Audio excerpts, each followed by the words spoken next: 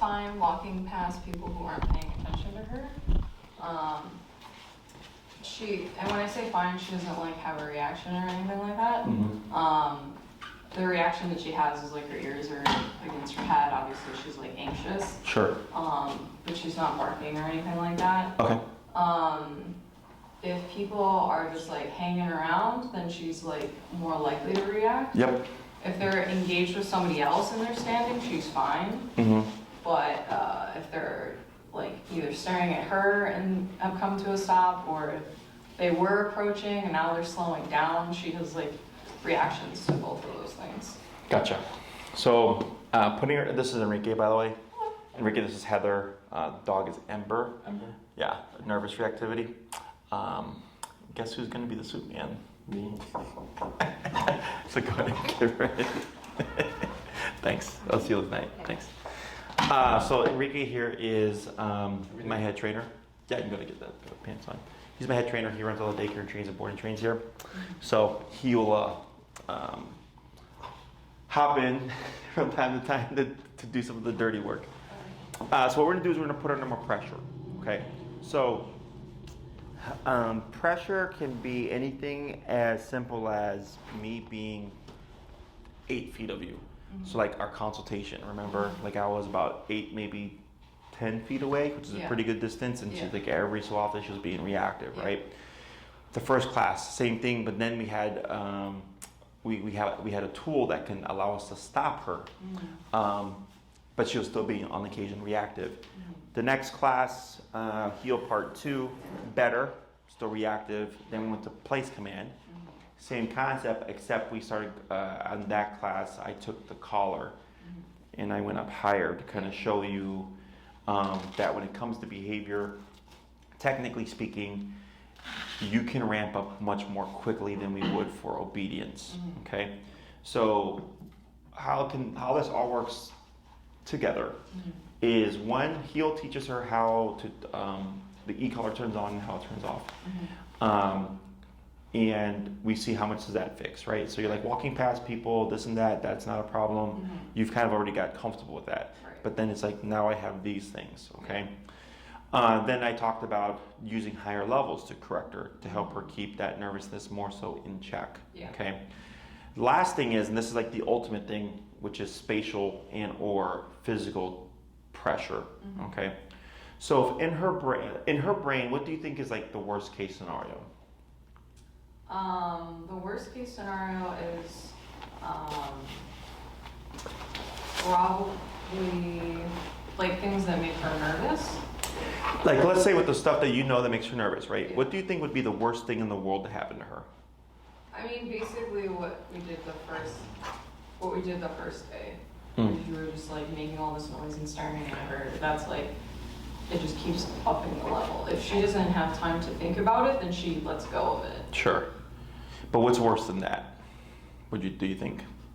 For her? I don't know. Touch. Probably. Actually, just touching her. Yeah. Right? So when we're in her presence, it's just a fear of, are you gonna harm me? Right? Because it's okay for her to be nervous, right? I'm not against the dog being nervous. I'm not against the dog being scared. Like, they're all natural responses. Yeah.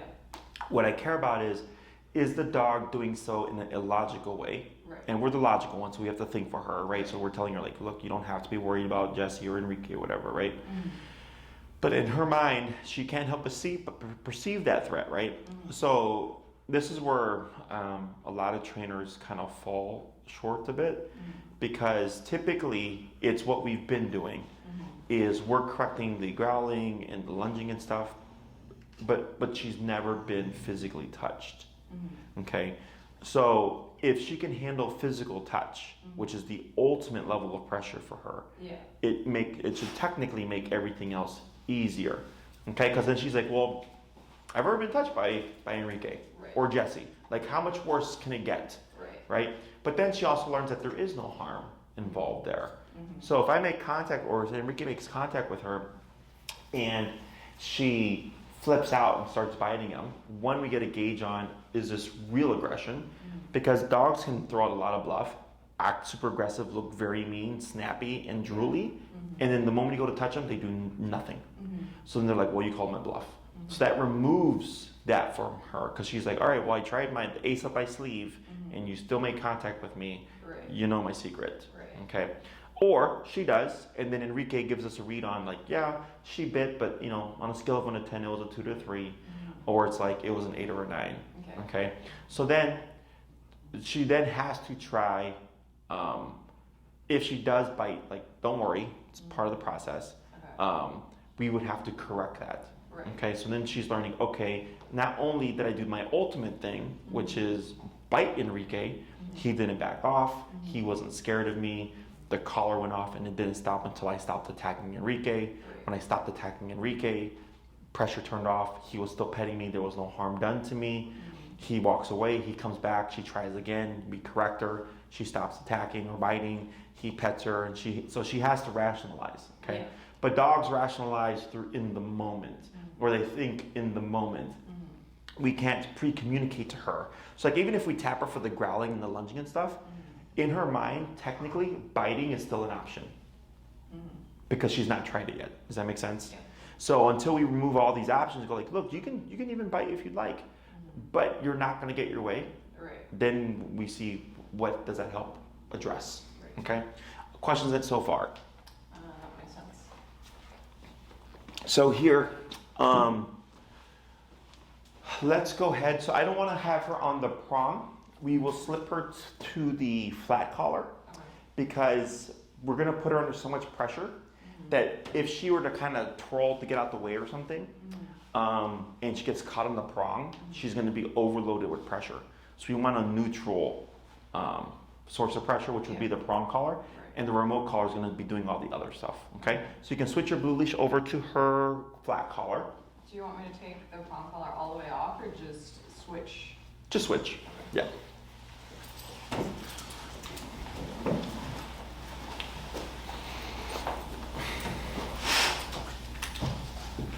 Did you clock in? No. Oh, you're working for free today? Yep. I'm gonna toss this to you, and you're gonna clip this to her flat collar as well. Okay? Cut my leg. There you go. You'll use this to trail her. We can step up the leash or whatever.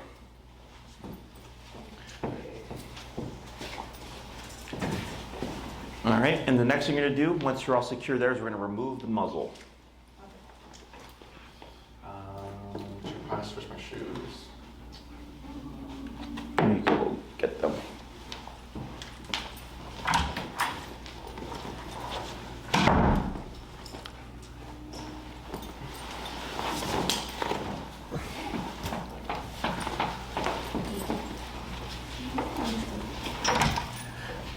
There you go.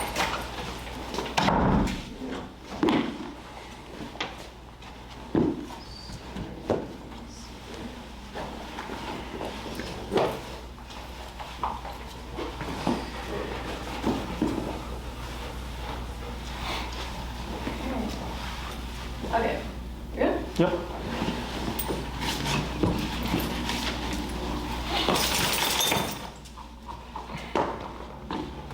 Now, once he puts pressure on her, expect things to get a bit ugly. Okay? She might go into panic, a lot of stress, because we're closing that gap that's not been closed before.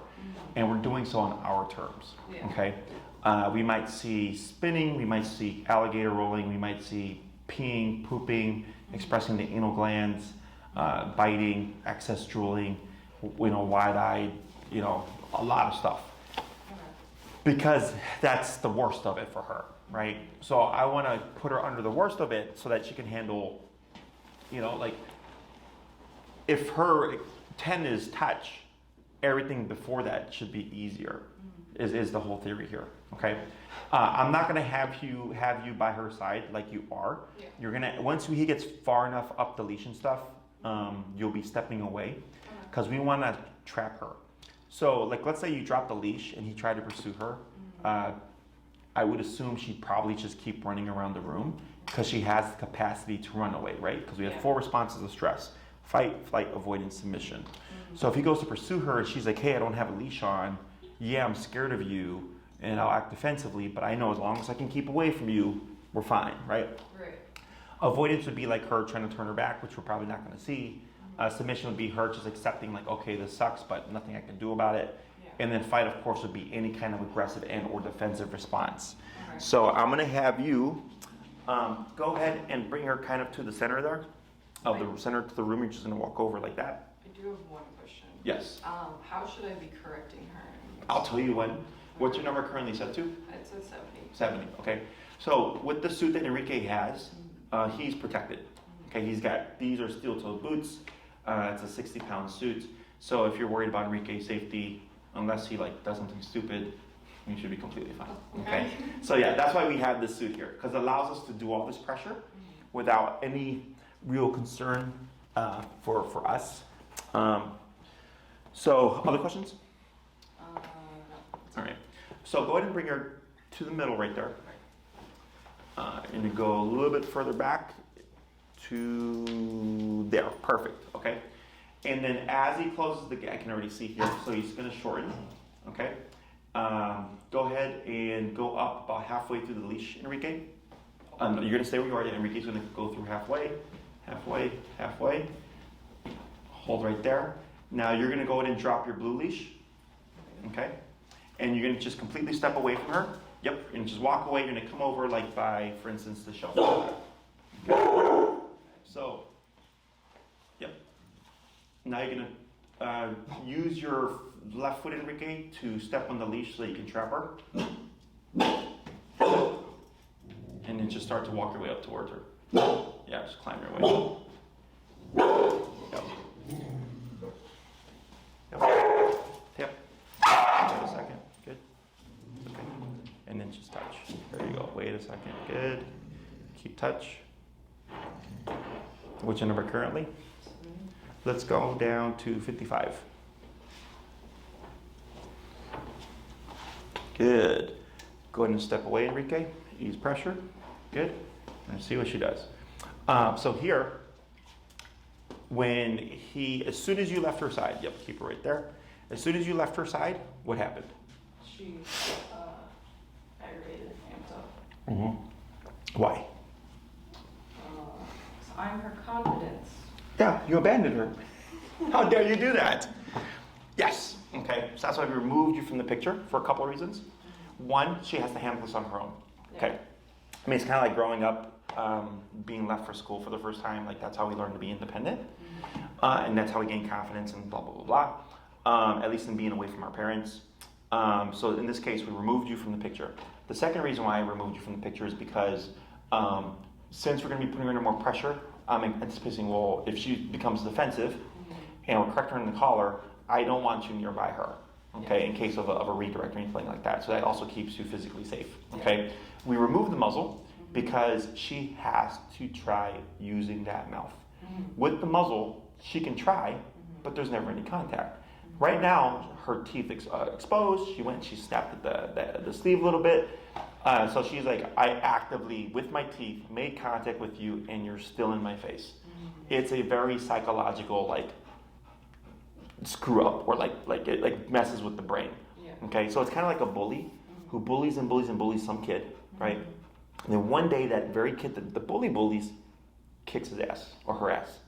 And then they go, whoa, it's a psychological shift. Because now so they're like the child that I was, or the person I was bullying is the person that kicked my ass. Right? It screws with the confidence. And it's a false confidence is what I call it, because they were just getting, their ego was growing because they were bullying someone who was weaker until they learned that they were not weaker. Okay? Similar here. So when we come in, she doesn't know that he's protected by this suit. She's not aware of that.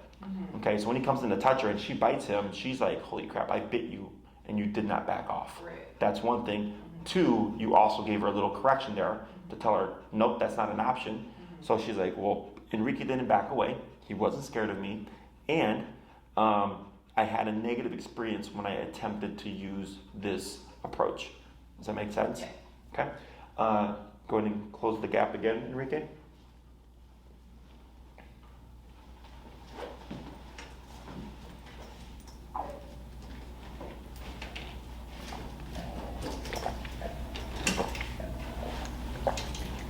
Good. Go and take a step back. Try jumping.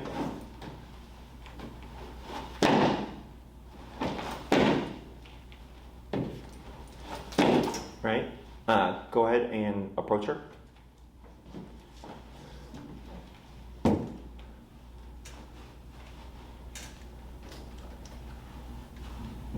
Good. Go ahead and take pressure off. You're going to go ahead and back away. And I'm going to have you reel her in towards you using the leash. Yeah. Like that. Perfect. Yep. Pull, pull, pull. Yep. Right. Hold right there. Wait a second. Go ahead and give a tap. Tap. Wait a second. Go to approach her.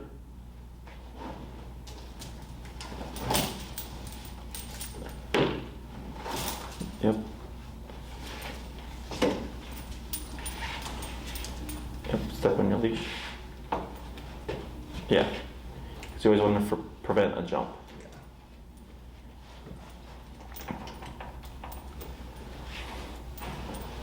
Good. Go and take pressure off. Yep, try reeling her in.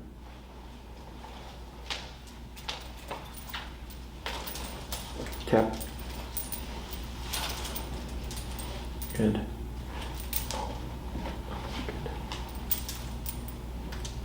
So I had you tap because she was moving away from him. So now we're correcting her going into flight response. Go ahead and step with both feet. Hey. Hi. Hi.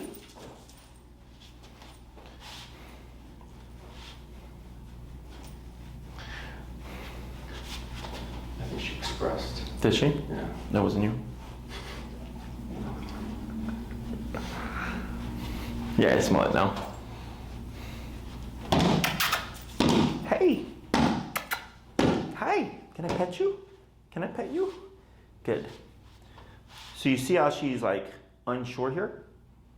Yeah, she definitely expressed. Because she's overwhelmed.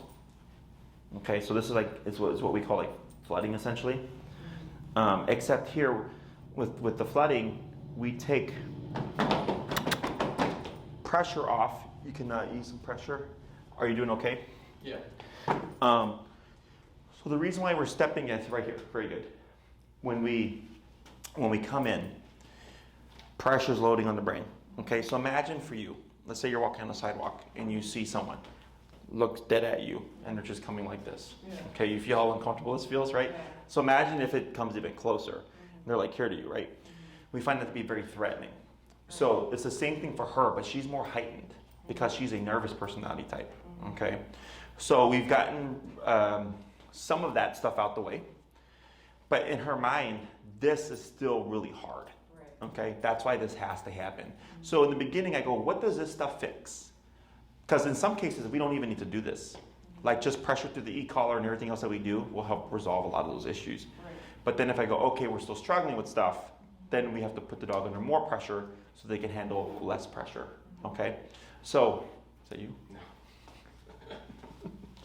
No. So here, how nervous she is. Hi. Hi, can I pet you? Hi. So you see how she doesn't know what to do? Yeah. Why? She doesn't know how to deal with it. Why? She's nervous. What option did you remove from her? Anyway, And what else? fighting. Yes. Right. Biting would be under that fight response. So growling, lunging, reactivity, biting, anything that's defensive or like confrontational would be a fight response. So we remove flight by doing this. We remove fight by when he went to touch her initially. And she tried to use the teeth and went, nope, you're not going to do that. Okay, so she's like, okay, how do I handle this? I can't run away from it. I can't fight it. So I either have avoidance and or submission, or what I also call acceptance. Okay, so because submission makes it sound bad, but ultimately it's just her going like, okay, I understand there's nothing I can do about this, so I'm just going to accept that it's happening, Yeah. which sounds bad, but that's how we get the brain over things. Because then she's like, oh, you know what? Like, he's pet me, Jesse's pet me, I'm actually not in any real physical harm. I'm not being hurt. Right. However, if I try to bite someone, this thing goes off that I know how it turns on and how it turns off, right? Because we've done 3 weeks of training. Right. Is now she's got to like process all that stuff. So she's going, okay, well, they don't mean me any harm. They pet me at the same time. He pet me, came towards me and all that stuff. I tried to bite him. He didn't get mad. He didn't punch me or anything. I got corrected, but he's been remaining neutral. That's what's allowing her brain to think like, maybe I don't have to be nervous about this, okay? Is that she's put under the stress. She does what she wants to do. We're all neutral. We keep repeating, and she's like, oh, okay, well, not that bad. So then, let's say the next time I see you, everything else should be easier. Either correcting any residual reactivity or fight response, or the fact that she's just like, you've already pet me. Right. What's the point of growling? You've already pet me. Right. Does that make sense? Hi. Hey, sweetie. Hi. What's going on? What's going on? Hi. Good girl. Yeah, the girl. Good job. Hey. What are you doing? Hi. Hi. Good, yeah. Good. Good girl. So you see how she's unsure? Right? But she is moving towards me. You see how the tail is wagging? Yeah. What does that tail wag tell you? She has stimulation. Yes, right? So there's a stimulation or agitation or something on the brain. You can see where she's conflicted. She actually wants to say hi. Can you see it? Last time, I don't know. So. She was wagging her tail a lot when she was real mad at you. Yes, yes. Hi. Okay, now she doesn't not say hi. Tap. There you go. Good. So here. Hi. Tap. Right. Now I'm going to close the gap.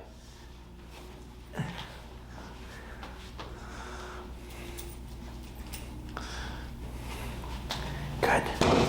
Hi, come here. It's okay. It's okay. Right, and I only talk like this because I know that's what fucking people do. I really don't talk like this to dogs. I do it because that's what she'd be exposed to. Keep her foot right where it is, Enrique. Give like 4 inches of slack. Right there. Hey. Hi. Hi. Right there. Did you see that? Okay. So, hi. Right, she had a moment right there, but she got over it. So, she's going under what I call conflict. There's little hints of wanting to be social, but the nervousness doesn't allow her to. Yeah. Okay. So, share a personal story with you guys. Way back when, 10 years ago, quiet, lived in a basement, not very social. Okay. Saw a cute girl, wanted to talk to her, was difficult. Yeah. Right? Nervousness. Right? I wanted to do it, but couldn't do it, right? Because I was kind of shy. But then you get used to it. Same thing here. Okay? She's like, okay, I'd like to say hi, but I'm nervous. You're the cute girl. I'm the cute girl. Yes, in this situation, I would be the cute girl. But she still got nervousness in her because remember, we can't make her unnervous. We can help her handle it better, and I can help you learn how to handle a nervous dog. So by doing this and kind of bringing her to a place of mostly stability, now she's like, oh, like, okay, like, well, can I say hi? But because she's nervous, not sure how to go about it. Okay? And then I lingered there for a bit, and then, right, that old habit of nervousness came back. I had you kick in. She did it again. You kicked in, and then when you corrected her, I said, I'm going to do that thing that you're growling about. Right. Right? So then she's like, oh, crap, well, that threat didn't work. Right. Okay? You see how this is working for her? So we have to take pressure off the brain, because when we put it on, the stress levels build up, and we keep it there for a bit, and we take it off. Stress levels go down, but there's going to be residual stress. Yeah. So then when I come back in again, she's going to go up, and then I go, is she going to go back on old habits? Okay? If she doesn't, great, take pressure off, and which is kind of, it's just stacking. And eventually we might get, like, let's say we do this 3 more times, and she does try to bite Enrique again. You correct her. And she's like, okay, I took pressure, and then I tried biting, and I still got corrected. It's going to be consistent, okay? Go ahead and ease up on the leash here. I'm going to have you completely remove, you're going to move forward so she can go to Heather. Yeah, like that. Good, hold right there. Excellent, we're going to just let her sit for a second. This is going to help her reset. And then you're going to move back, Enrique. Face her and reel her in using the leash. But moving back? Yeah, Okay. like that. Okay. Yep, hold right there. Now move into her. And then step on your leash, yep.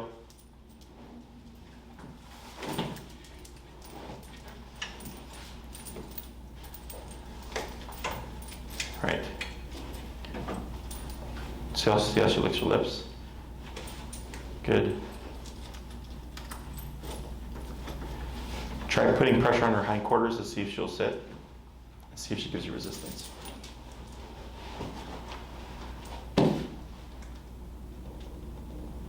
There. Good.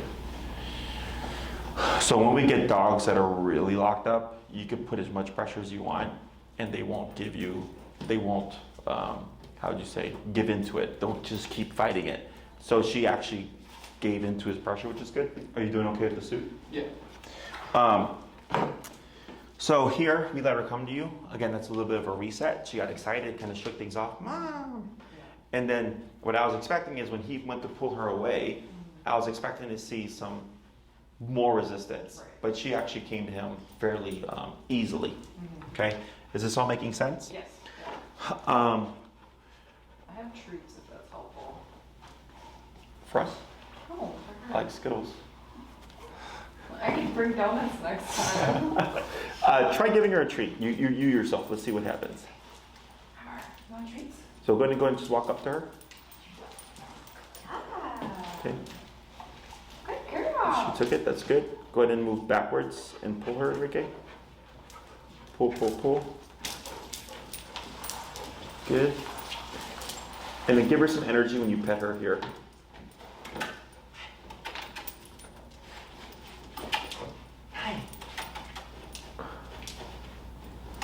So it's all unsure. Good.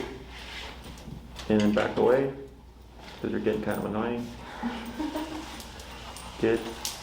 Now here, keep your foot where it's at. Give a tap. Tap. Tap. Tap. Slight pressure on the leash, Enrique. Tap. Tap. Tap. Yep, a little bit more pressure. Tap. Tap. A little bit. Tap. Tap. Tap. Tap. Tap. Tap. A little bit more. Okay. Tap. Right. Almost. Tap. Tap. Tap. There we go. Good. And praise. Or touch.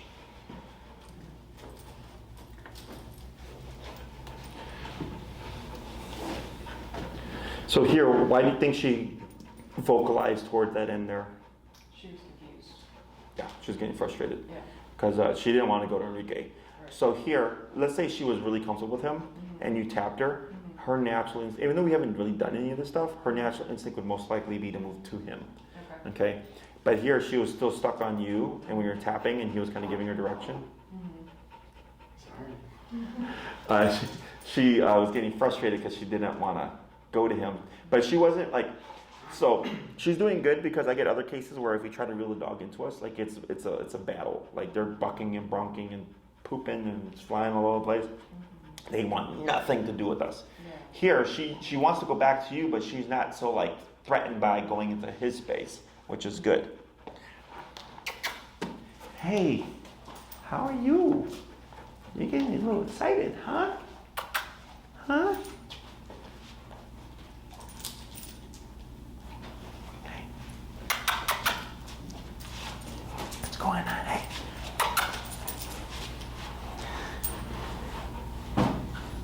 Good girl.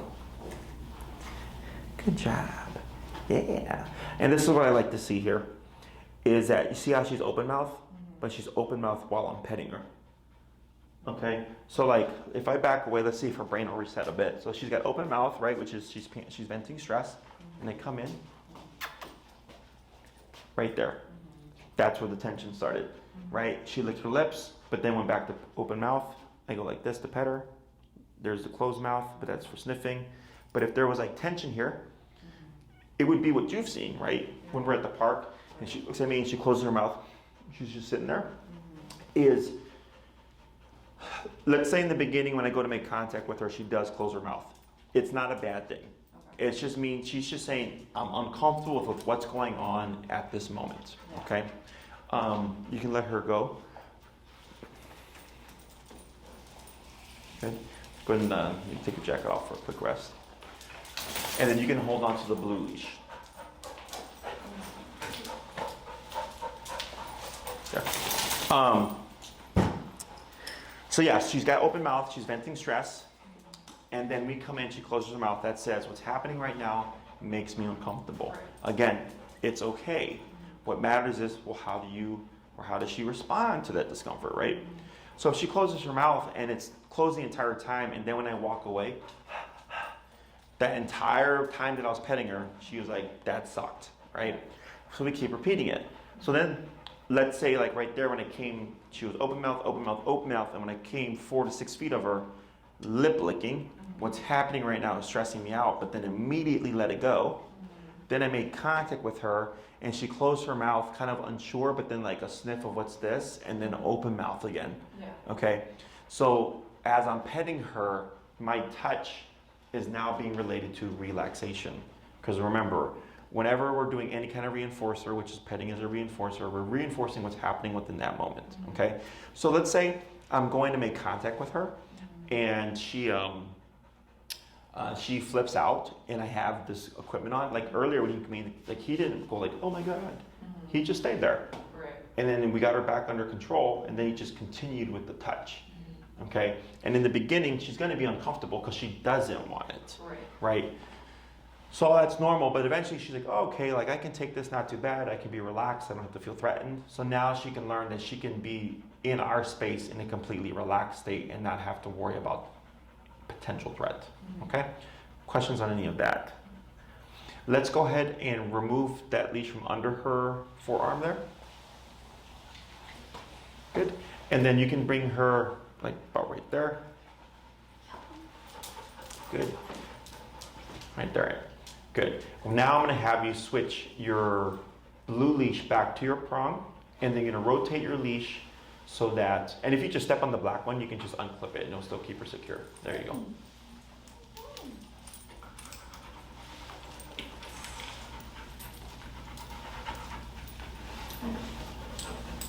There we go, okay? Because now we've gotten through what I would assume is the worst of it.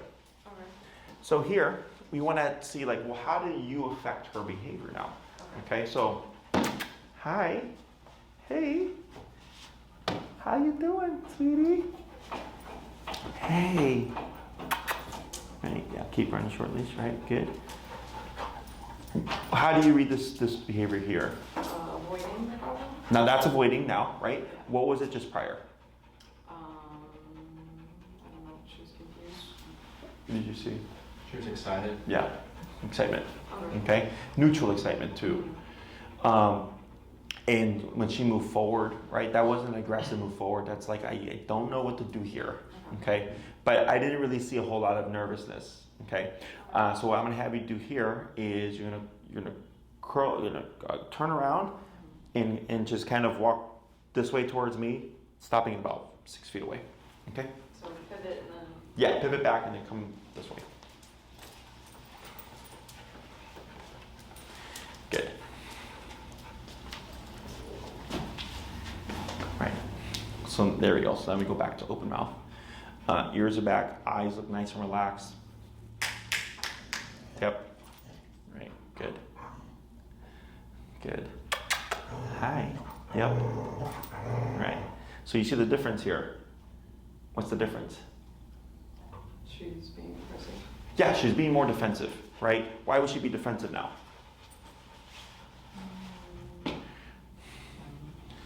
So like right here, she was fine. Then you moved here, reset the brain. Okay, so that's why I had you to move more. Okay, so dogs are interesting creatures, but like that, just that, because here, right, no problem. She even came towards me like, oh hey, like what's going on? Then I go, okay, move her around a little bit more. Yeah. Resets the brain, Yeah. and she goes back to old habits. Yeah. What are old habits? Being aggressive. Exactly, right? So here, that's why with Enrique, when we removed you from her, one, she was like, I'm solo. So now that when she's with you, you give her something to protect. Yeah. Okay, you empower her. So all this for her is different things. But what we did was we created a foundation. Right. So now we have to see when she's with you, because 70 was too much in that moment, but she wasn't with you. Yeah. So then we went down to 55. And 55 for the most part was great for all that stuff because she wasn't really arguing anything. Right. Okay. But now that she's with you, those things may change. Yeah. But what I want her what to happen here is that she relates like, okay, we just did this. Right. The only difference is I'm with mom now. Okay, and then we see what number she's gonna end up needing. Okay. So I'm gonna do the same thing where I'm gonna make contact with her. What I'm gonna have you do is what I call the up and away. Are you familiar with that? No.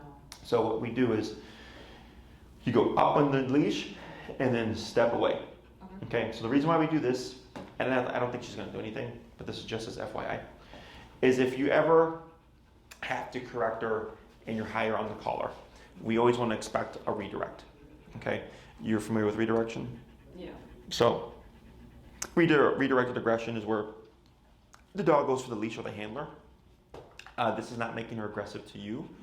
It's she's so much in a frantic state, and you kick it with the collar. She's gonna go for the nearest thing, and it's either gonna be the leash and or you. Okay. So when she's muzzled, you would still do up and away because it's good habit. In case we have to go higher. Okay. Because last time I think I went to 100 and something. Yeah. It Right. was like 111 or something. Right.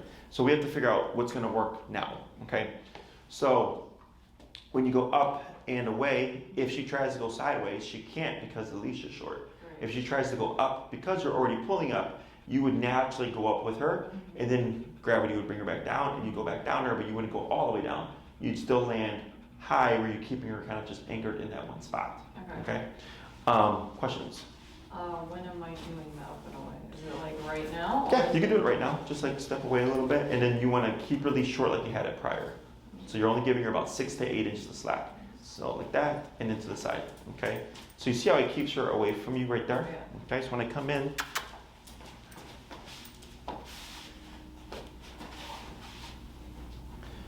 and you can ease a little bit of tension there on your leash. And what happened to her mouth? It's closed. Yeah, what's the difference now? There we go. She's painting. Now she's panting. Okay. Hey, don't run away. Hi. Hey. You don't gotta be scared. Sweet girl. Don't gotta be scared. Good. Go ahead and you're gonna relax. You're gonna come down, circle around, and then back to the same spot. Do you want to use a sleeve instead?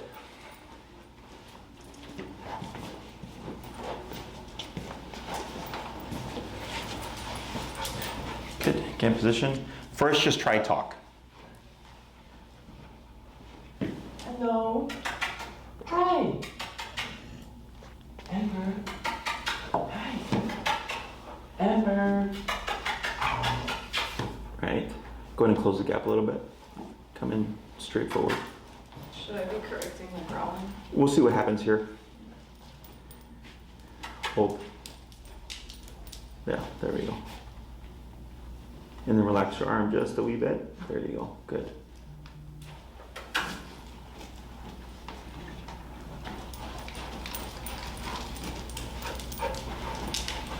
Good. Excellent. Atta girl, good job. Good job, good girl. Oh, good. Now we're going to relax it again. Very good. Go ahead and take off pressure. Good. Go ahead and let me have you move over here, Enrique. And then Heather, you'll move with her back to the center of the room again.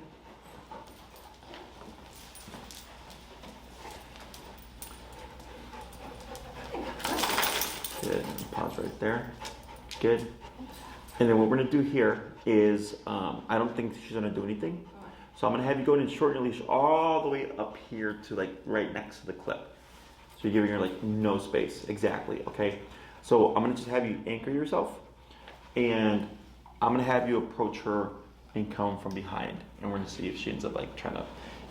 I expect her to spiral around, but I'm going to see if she'll just take the pressure of Enrique petting her from behind without having to like pivot around. Do I need to do the up and away thing? Or? No, you should be fine here.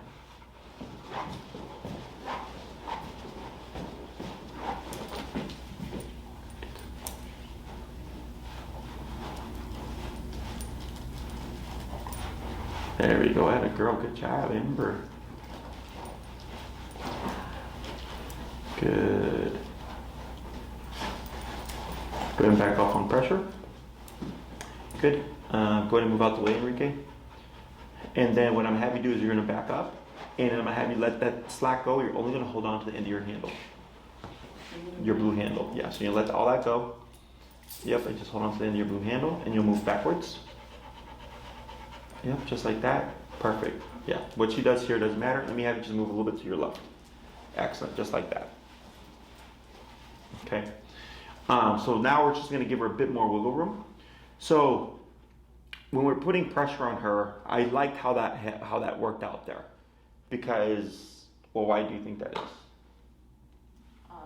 She couldn't like fully pay attention to what was happening, and she still didn't have like an aggressive reaction. Mm-hmm.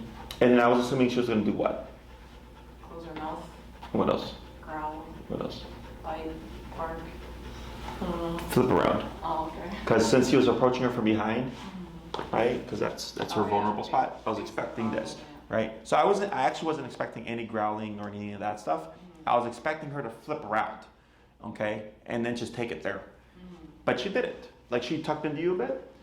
So because that shows you where the head is at in terms of like nervousness. Because that's like that flip around still conveys distrust. Still conveys like you're a threat to me. I'm not going to give you my back, right? So that was good. So now, because we've given her more slack, I think she's going to take this where Enrique can come in and pet her, and she's not going to try super hard to get away from him. Okay, because now she's starting to learn like, okay, like this isn't so bad. Had we done this in the beginning, we would have most likely seen all the over exaggerated responses because she's up here. But every time she gets nervous and you use the collar, you're just helping her come down and be a bit more passive, so she's not overcompensating. Okay. Did you want the jacket? Or you gonna use the sleeve? I can just leave. Okay. So just keep on the outside. Okay. So you're just gonna keep where you're at. See what she does.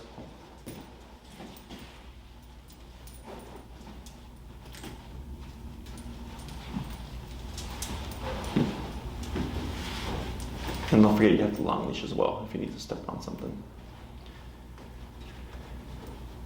Good. Right, back to open mouth. Atta girl, good job. Good. Good girl. Yeah, good girl. Yeah. So we're gonna watch here. Okay, now go ahead and step back, Enrique. And I'm gonna have you just give her a lot of praise. Girl. You're so good. You're sitting there, you're so big. Yeah. A little stress shake, good. And go ahead and give her, I'm gonna have you give you a bit more excited praise, and I'm gonna have you give her a couple of treats, okay?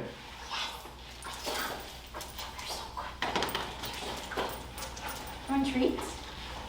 Make that nice. Yeah. See if we reset the brain. Oh, good girl. Yes. Good job. Good. Go ahead and you're gonna hold your leash, still keeping it slack, but I'm gonna have you, yeah, like that, right there, okay? You're gonna take half the slack like you just had it. Right there, perfect. Go ahead, come in.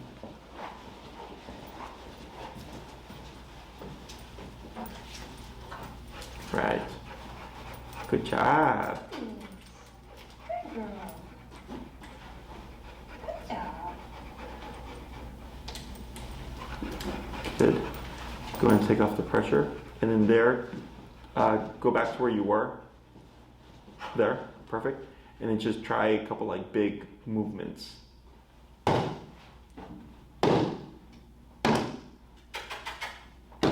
Good girl, good job. And then go in for a touch. Right. Yep, use your leash. There you go. Very good. Excellent.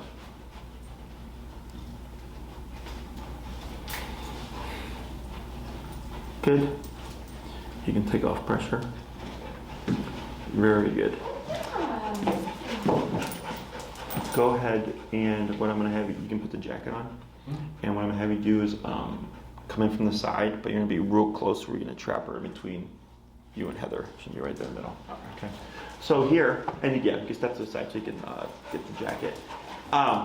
So with all that excitement and stuff, we actually wouldn't do that. Okay? Why? Excitement when? Like let's say right now, because all that was good, Yeah. right? Yeah. But why would we not want to praise her in that manner? Because you're upping her energy level in general. Mhm. So she has all this extra energy and she just puts it into being aggressive. Correct. Or when a dog is excited, we tend to perceive it as happy, but it's excitement. Yeah. Okay, two different things. Yeah. So when a dog goes under excitement, very easily just tips into defensiveness or aggression. Okay, so we did that, took off the pressure. You're making this big old commotion about it, giving her treats and stuff, getting her super excited, and then Right. bring back the pressure to see if she just resets and blows up. Okay, so all these things are like, so realistically speaking, I would not do that. Yeah. Okay, we do it here because we can press. But in life, your best bet is always to keep her in as neutral of a state as possible. And like, let's say once you leave the situation, you could technically put in energy. My advice is that it's always passive praise. Okay, if you're playing fetch in the house or whatever, yes, you can use excited energy because it's in a situation that we're not expecting her to trigger towards something. But whenever we're doing any kind of socialization exercise, it'd always be a passive praise. Food is more than welcome, and she's taking it, which is showing you that she's not under that much stress, because if she was, she wouldn't take the food, so that's good as well. So if like Enrique came to pet her and he walked away and you wanted to reward her, you would just give her good and then a treat or two and a passive pet if you'd like, but nothing over the top. Yeah. Okay? So what you're going to do, same concept, you're going to come back facing down the middle there, and Enrique's going to come up immediately next to you and kind of like trap Ember in between you and him. And see how she does.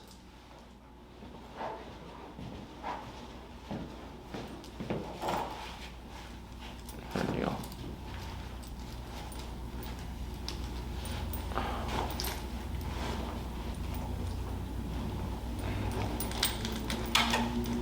Right. Good. Let me have you turn off the pressure here, Enrique, and then hold about there. Go ahead and take a couple of steps. Take your leash on the ground and just kind of pull it towards you. And you're going to step on it. Go ahead and drop right there. And you're going to step on it about there.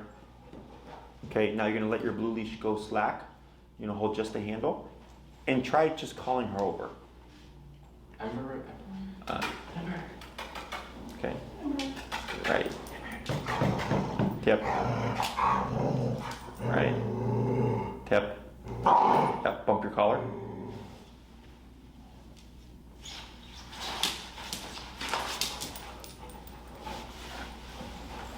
Try standing up, Enrique. Good. Slack the leash. And what you're going to do is you're going to use your foot to pull her a little bit towards your direction. Okay. And then from there, just like Ember here or whatever. Ember. Okay. A little bit of a nudge, pull with your foot. There you go. Now approach her. Okay, yeah, so when she comes forward, I want you to move in, okay? Right, good. There you go.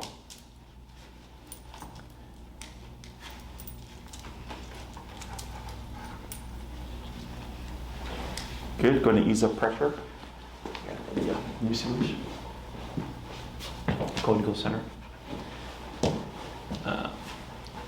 You're going to call her towards you. Ember. And you're going to go more closer to where she's going to be, like in the middle. There we go. Good. Keeping that forwards pressure. Because you want her to move towards you like that. There you go.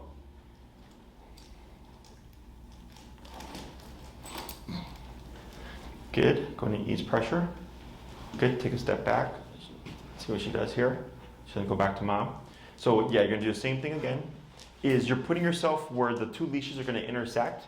Because I want to see Ember move forward to where she leaves you and is essentially coming into his space. And so that when he moves in, when she's moving in and he moves in, her response is to move back. That's the nervous response. So I want to get her to be able to move in and he moves in, but she'll take it. If she stops, that's fine, or she'll just continue moving and just accept it. Does that make sense? Go ahead and call her.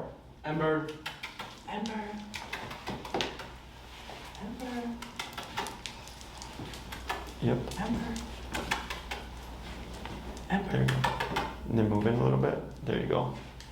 She closed that gap. Yeah. Good girl.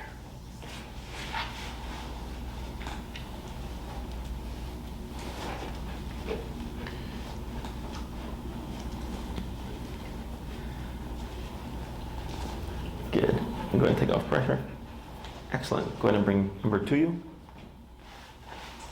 There you go. Good. Go ahead and bring her over here.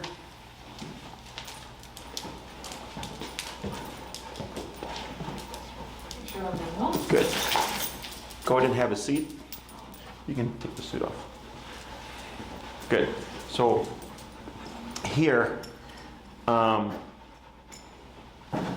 moving forward.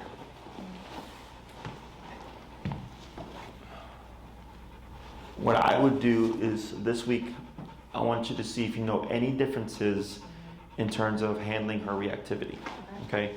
Big variable is always going to be the number. Okay? If you notice, like, hey Jesse, like a lot of the things that I was tapping her for the previous weeks, like, are now not a problem. It's because we've put her under more pressure. Now she's capable of handling more things. Okay? What's the highest you've had to go for to correct any kind of defensive response this week? This week? Yeah. Probably like 82. 82? And what happened to 82? She saw a squirrel and stopped looking at it. Okay, so it's prey driven. I'm not even kidding. Yeah, I think the other circumstances that were human-based were, it was like more in the 70s. Okay. Did she let it go or was it difficult? Yeah, it was difficult, I would say. Okay. So what I would do is squirrels. Does she have good prey drive? Most of the time she'll just let them go. Like she'll clock them, she'll watch them, but Okay. she won't like go after them. Okay. When you were trying to correct her to 82, what were you trying to get her to do with the squirrel? Just not look at it. To not look at it. Yeah. Okay. I would use that to my advantage. Okay. Okay. Do you know why? Why? Do you know why? It's because if she can look at a squirrel, then she can look at or be uncomfortable with humans. What else? A squirrel is less aggravating than a person, so if we can get her to stop looking at squirrels, maybe she'll stop looking at people. You're close. You're very close. If we can't stop the squirrel, because she's at a certain level, and then that level carries to other potential things if we're not correcting her for the squirrels on the walks. Close. I think you just phrased it wrong. But because she said she had to go to 82 for a squirrel Yeah. and 70 for humans. Yeah. You see that? Okay. Right? So with the squirrels, what you can do is you have a completely non-threatening situation. Let's say you go to 127 for the squirrels before she finally stops looking at it. That's not even anything threatening, right? Is it gives you a frame of reference. Right. So if I'm like, well, crap, I had the 127 her for squirrels, and chances are you're probably going to have to 127 her for other things, right? The other thing is, as long as there's squirrels out in the neighborhood or at the park, you can kind of drill this back to back and then come back and try again without having to worry about going in the situation of like, crap, there's people, right? So what I would try doing is use 82 as your reference point. I'd be at 85. Go to the park, find squirrels, let her look at the squirrel, correct her for looking. If you're at 85 and she takes it and she keeps looking at the squirrel, 85, she keeps looking at the squirrel, you keep bumping it, you hit 115, she stops looking at the squirrel and then walks away. I go, okay, cool. Come back the next day, look for squirrels. Already at like 100, 105, right? Nothing, 115, she stops looking, she walks away. Cool. Come back and do it again. 115, she looks at the squirrel, tap, boom, walks away. Then I have my reference point for the working number for disengaging or for squirrels. So if it's 115 just to not look at a squirrel, right, that gives me a reference point for everything else. Because that's her not under stress. That's her not feeling threatened. Does that make sense? Yeah. So I can use indirect things to find kind of information on other things that I'm working on. Okay, so like I had a client where we're trying to get the dog to sit, like took some like stupid number like 60 or 80, and the dog had reactivity. So I was like, well, if it takes 60 to 80 just to get the dog to sit, that tells me that reactivity is probably going to be harder. Right. Okay, so little things like that can give you insight, and if it's something that we can repeat, it's even better. Okay, so for this week, keep tabs on, even if it's like a quarter of a difference, it's still a difference.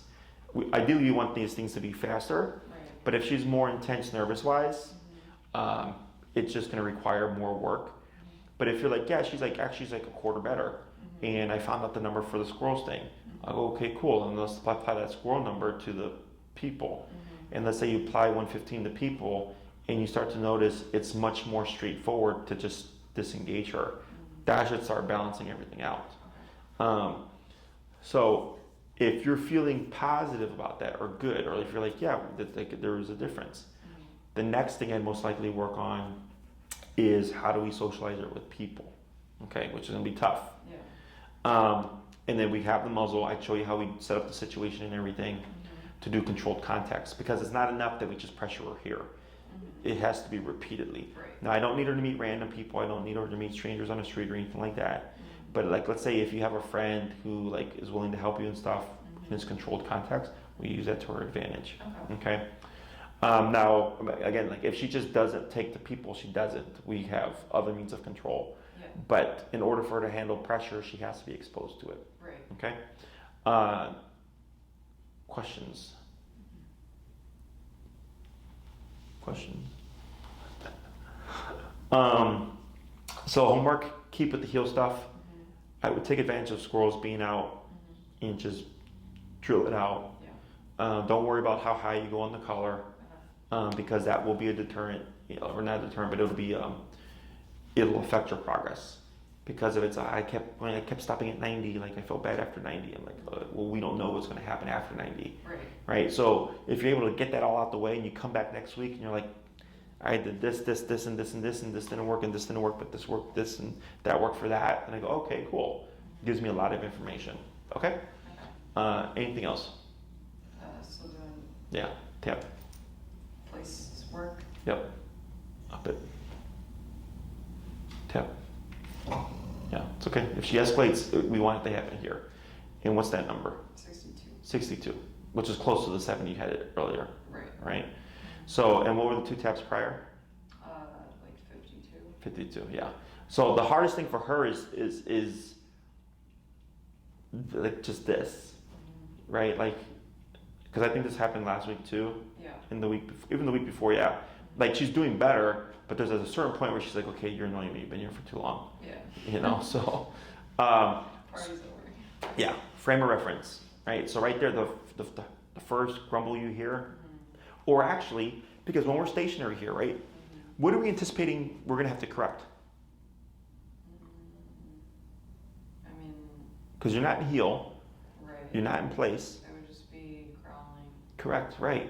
So if you come to, let's say you're doing your heel and her number's 50, and you come to sit and you're going to have a conversation with somebody, I'd already go to 70 or 80, whatever that number is. Right. Because in that moment, the only thing that you would correct is probably growling or reactivity. Right. Does that make sense? So you're already there. Otherwise, for her, she thinks, well, I can grumble, get 3 to 5 seconds of not being corrected at the appropriate level, and then the 62 kicks in. Right. Right. Does that make sense? Yeah. So it's just getting used to that. Whenever you come to a resting state, it's like, okay, don't have to worry about anything but reactivity. Boom, I'm already gonna hike it up. Okay. Other questions? I'm still working on place, right? Yeah, that you keep working on place as just like its own thing. Yeah. And then next class it'll be how was the week, progress, and then you'll have your muzzle, and I'll show you how to. We'll see how. So the next time we do this, I would expect her to pick up from here. Okay. That's what I'm aiming for. Meaning she might growl, but when I go to touch her, she's not gonna snap. Yeah. She's gonna retain that. Okay. Okay, so if she retains that, it's good. And then we'll do the touch stuff, and I'll show you how you can pair food and all these things together so that we press her consistently outside of here with people to see will she open up. Okay. I did see some positive things, like her tail wagging and being unsure, but like wanting to be social but not sure how to handle it. All that was good. Okay. So I think if we do this in a controlled context, I feel pretty positive about it, but time will tell. Okay. Other questions? In the instances this past week where she like had a blow up, I was walking. So I guess my question is like, part of her barking is just for like the situation to stop, and if I'm walking, the situation is gonna stop in 10 seconds, whether I correct her or not. Should I be like stopping and making her like interact with that until she stops reacting? So can you tell that it's going to happen? Like, if you see someone walking by, are you like, yeah, she's going to blow up here, or is it kind of like hit or miss? I would say I have a pretty good understanding of like when she's going to blow up. What's your healing number? It's like 50. I started at. You start at 50? Yeah. And where do you end at? Well, if I see people, I normally just jump to 70. Okay. How often do you have to correct her for heal?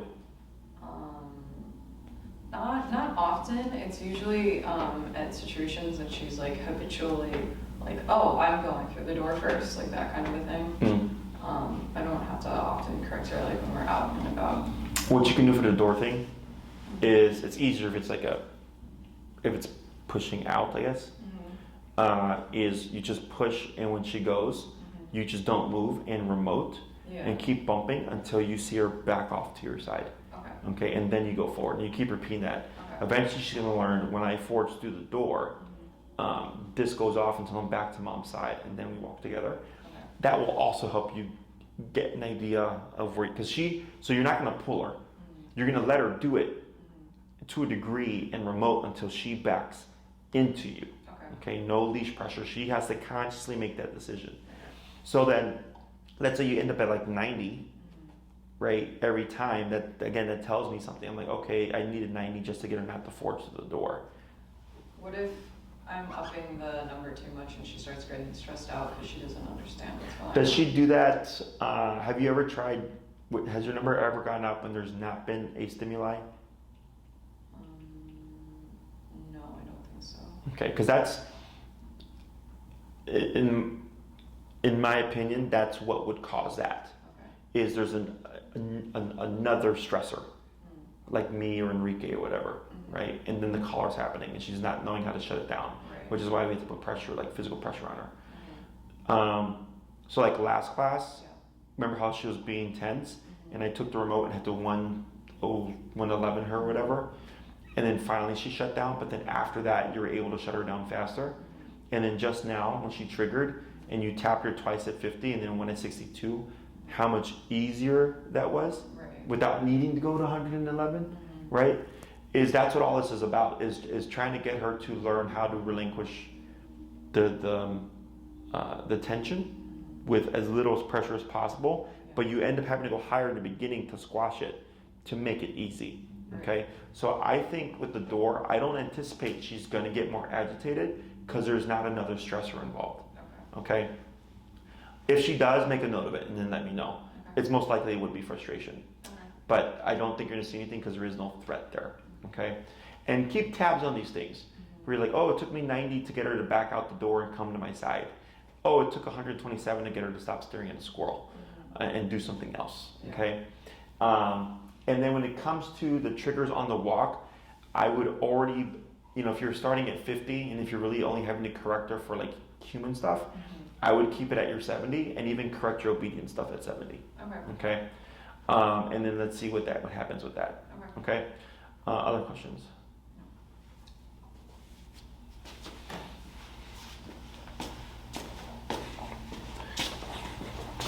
Good.